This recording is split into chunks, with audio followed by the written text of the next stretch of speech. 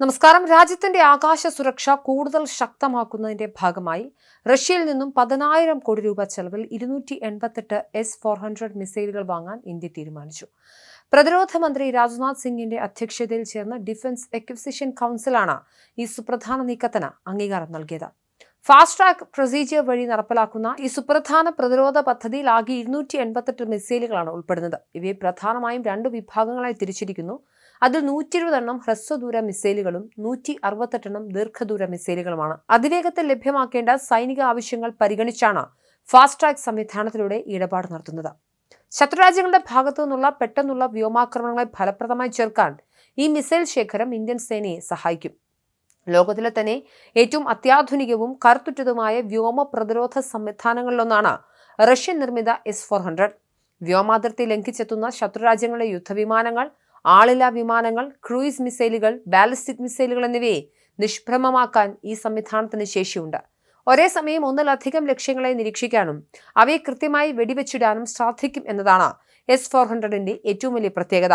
400 kilometre വരെയുള്ള ദൂരപരിധിയിലുള്ള ഏത് ഭീഷണിയും തകർക്കാൻ ശേഷിയുള്ള ഈ സംവിധാനം ഇന്ത്യയുടെ അതിർത്തി സുരക്ഷയ്ക്ക് വലിയൊരു കരുത്തായി മാറും.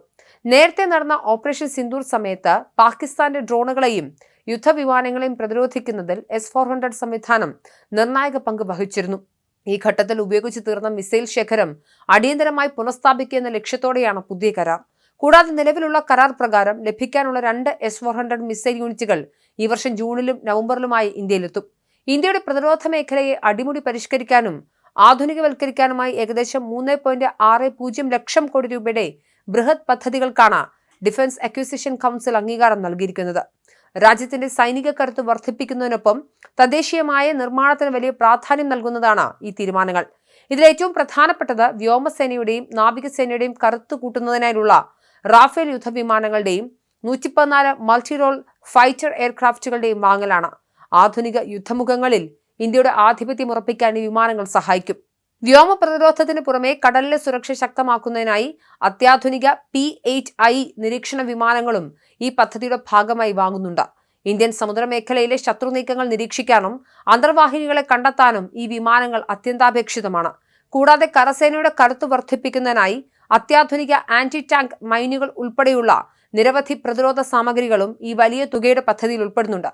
ഈ പദ്ധതികളുടെ ഏറ്റവും വലിയ പ്രത്യേകത മേക്ക് ഇൻ ഇന്ത്യ എന്ന ലക്ഷ്യത്തിന് നൽകുന്ന മുൻഗണനയാണ്. വാങ്ങാൻ തീരുമാനിച്ചിട്ടുള്ള യുദ്ധവിമാനങ്ങളിൽ ഭൂരിഭാഗവും വിദേശ കമ്പനികളുടെ സഹകരണത്തോടെ ഇന്ത്യയിൽ തന്നെയാകും നിർമ്മിക്കുക. ഇത് രാജ്യത്തെ പ്രതിരോധ ഉൽപാദന രംഗത്ത് വൻ കുതിച്ചുചാട്ടം ഉണ്ടാക്കുമെന്ന് മാത്രമല്ല, വൻതോതിലുള്ള തൊഴിലവസരങ്ങൾ സൃഷ്ടിക്കാനും വിദേശ സാങ്കേതികവിദ്യ ഇന്ത്യക്ക് സ്വന്തമാക്കാനും വഴിയൊരുക്കും.